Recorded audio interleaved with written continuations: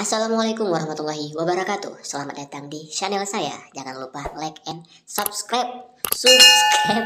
Ya, pokoknya itulah, subscribe. Terima kasih. Halo teman-teman, kembali lagi di channel saya. Pada video kali ini kita akan coba belajar use case diagram atau membuat use case diagram dari aplikasi UML. Tapi sebelum kita membuat use case diagram, ada baiknya kita mengenal dulu use case diagram itu apaan sih gitu kan. Jadi di use case diagram itu ada beberapa simbol yang akan kita fungsikan, yang akan kita gunakan untuk membuat diagramnya.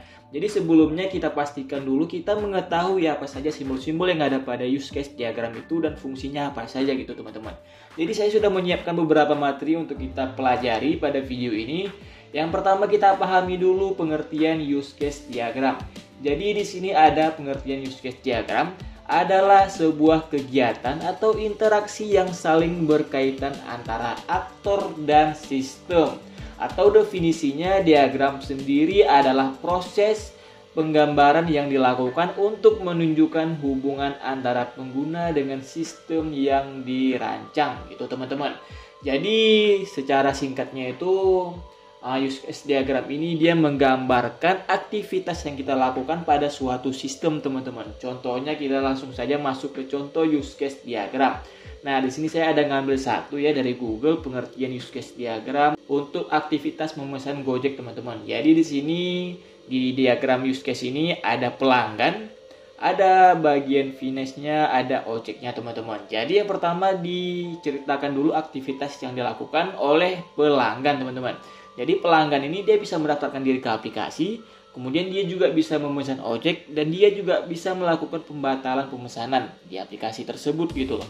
Jadi untuk ojeknya sendiri, dia setelah menerima pendaftaran dari konsumennya, dia bisa menerima pesanan yang dilakukan oleh pelanggan tadi dan dia juga bisa membuat pembukti pembayaran gitu teman-teman yang akan diserahkan ke bagian finance pastinya teman-teman ya. Kalau bagian finance ini dia sendiri untuk keseluruhan teman-teman. Tapi kalau untuk pelanggan dia bisa melakukan tiga ini dan untuk ojek juga bisa melakukan tiga ini teman-teman. Nah, contoh lainnya juga di sini ada apalagi ATM ya ini. ATM ada customer ATM juga fungsinya sama ya. Cara kita ke ATM colok kartu terus kita masukkan PIN dan sebagainya teman-teman. Dan saya rasa udah paham lah ya tentang use case diagram. Dan sekarang kita coba pelajari apa saja sih fungsi-fungsi simbol bulat ini. Ini bukan sembarangan diletakin bulat peta gitu teman-teman, tapi dia ada fungsi tersendiri.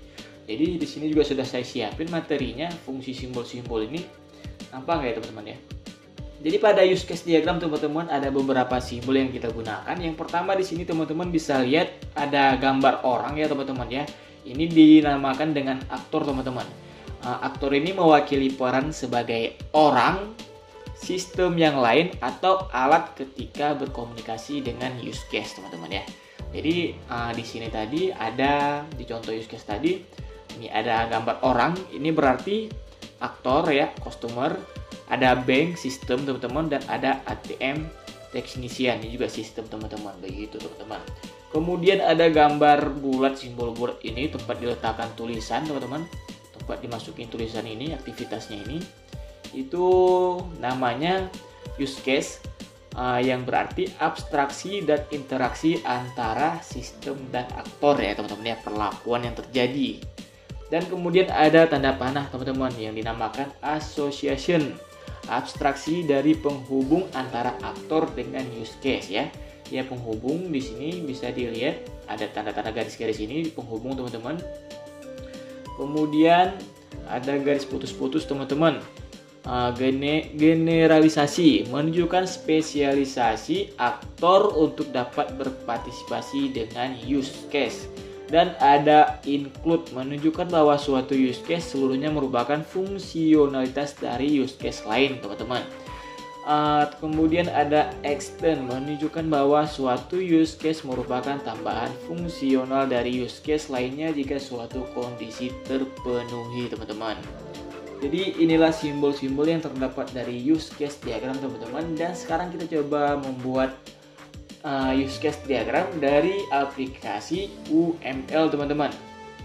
Jadi kita coba buka dulu aplikasi UML. Jadi langsung kita buka aplikasi UML-nya. Di sini saya menggunakan Star UML, teman-teman. Jadi tampilan pertama pada aplikasi UML itu seperti ini, teman-teman. Jadi karena tadi kita ingin membuat use case diagram, teman-teman silahkan pilih model, teman-teman. Yaitu model ini di pojok kiri atas ada model. Teman-teman klik saja, terus teman-teman pilih add diagram. Dia akan keluar beberapa model diagram yang bisa teman-teman buat ya. Karena kita ingin membuat use case diagram, teman-teman pilih use case diagram, teman-teman. Oke, diklik saja dan dia akan muncul ke tampilan use case diagram, teman-teman. Dan otomatis simbol-simbol sini akan berubah sesuai aplikasi use case diagram, teman-teman. Jadi yang pertama tadi kita ingin buat apa contohnya, teman-teman? Contohnya ini kita buat ulang saja, teman-teman, nggak apa-apa ya, apalah ya. Kita buat ulang saja. Jadi yang pertama itu teman-teman buat dulu kotaknya. Teman-teman pilih annotation ini, teman-teman klik pilih yang kotak, teman-teman ya, kotak ini. Teman-teman tarik di sini seperti ini.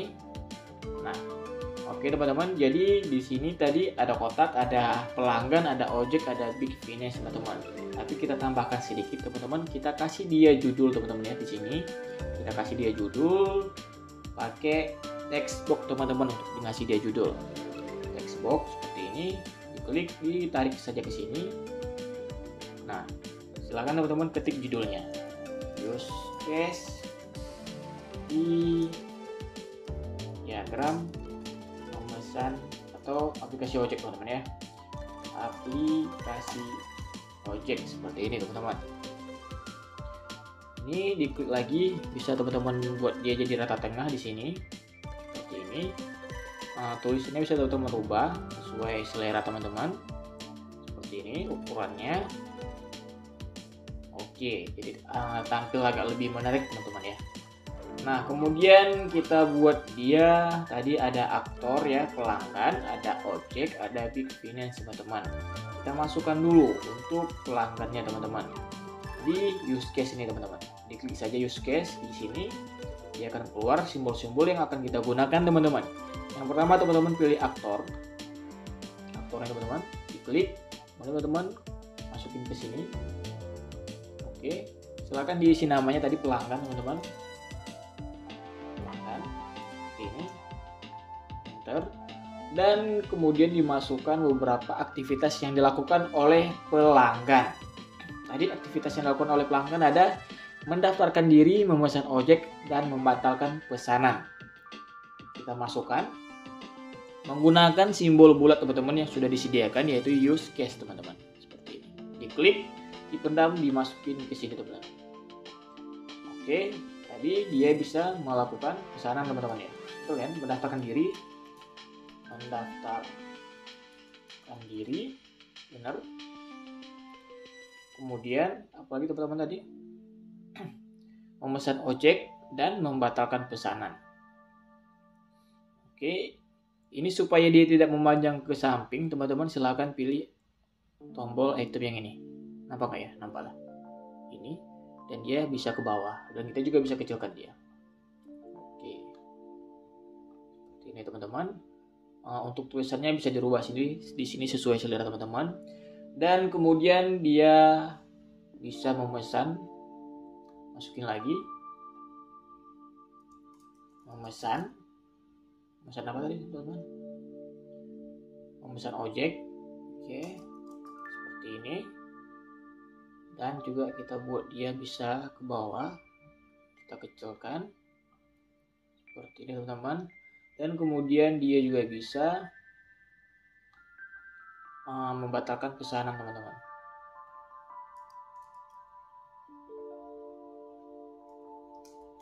Membatalkan pesanan.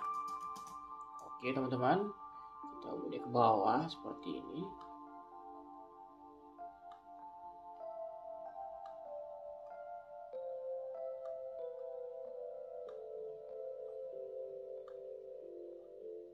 Oke, teman-teman, ini aktivitas yang dilakukan oleh si pelanggan, teman-teman. Dan kita tarik simbol garis, teman-teman ya, karena ini aktivitas yang dilakukan oleh pelanggan, yaitu menggunakan asosiasi ini, teman-teman. Diklik saja, teman-teman bisa tarik garisnya dari sini ke sini seperti ini. Oke teman-teman ya, garis yang ini teman-teman ya. Kemudian tarik lagi teman-teman dari sini ke sini, tarik lagi, kita pencet lagi asosiasinya dari pelanggan ke membatalkan pesanan.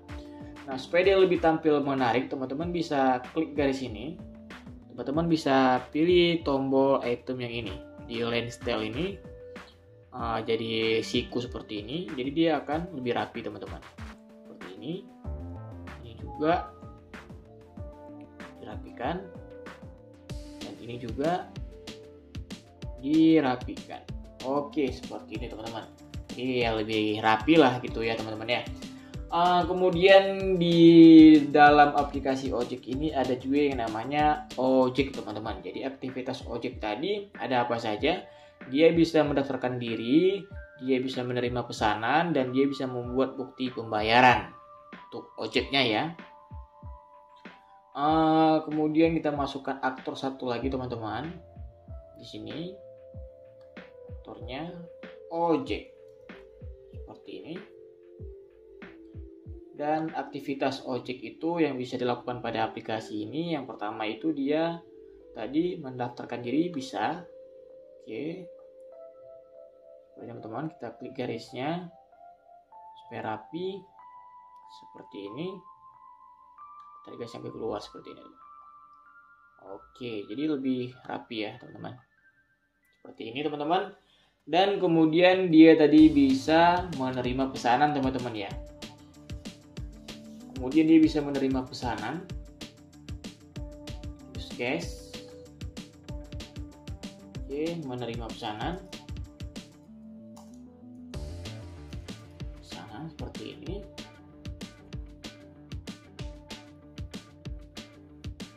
Dibuat dia jadi ke bawah teman-teman, dihilangkan, kecilkan kayak tadi supaya lebih rapi. Kemudian dia bisa apalagi teman-teman, tadi membuat bukti pembayaran teman-teman, membuat bukti pembayaran.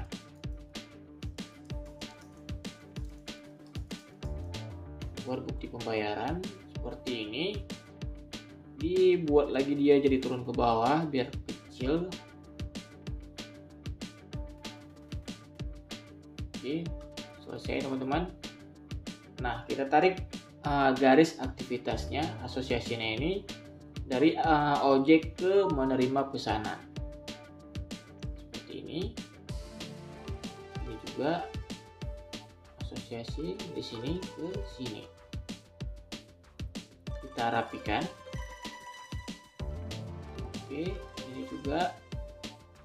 Nah, oke, seperti ini teman-teman cara membuat use case diagram ya pada aplikasi UML. Terus satu lagi tadi ada bug finance, silahkan ditambahkan sendiri teman-teman. Jadi untuk save-nya itu teman-teman silahkan pilih file, silahkan di save as.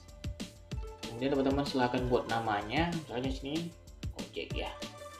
Jadi dia nge-save dalam bentuk file biasa, save dalam bentuk file UML teman-teman. Bisa teman-teman buka lagi untuk diedit. Tapi kalau teman-teman mau nge-save dalam bentuk gambar, silahkan dipilih file, teman-teman ekspor diagram as. Nah, di sini ada beberapa format untuk gambar. Biasa saya pakai JPG atau PNG. JPG bisa juga seperti ini, ojek ya. Ojek, kita save saja. Seperti ini. Nanti teman-teman bisa buka di file yang sudah di save tadi. Oke teman-teman ya, sekian dulu untuk use case diagramnya. Untuk selanjutnya saya mungkin akan membahas activity diagram dan sebagainya pada video berikut saya ya. Subscribe untuk terus mengikuti video-video pada channel saya teman-teman. Semoga bermanfaat. Jangan lupa di share dan like dan subscribe teman-teman. Saya akhiri. Assalamualaikum warahmatullahi wabarakatuh. Jangan lupa like and subscribe. Ya, pokoknya itulah subscribe. Terima kasih.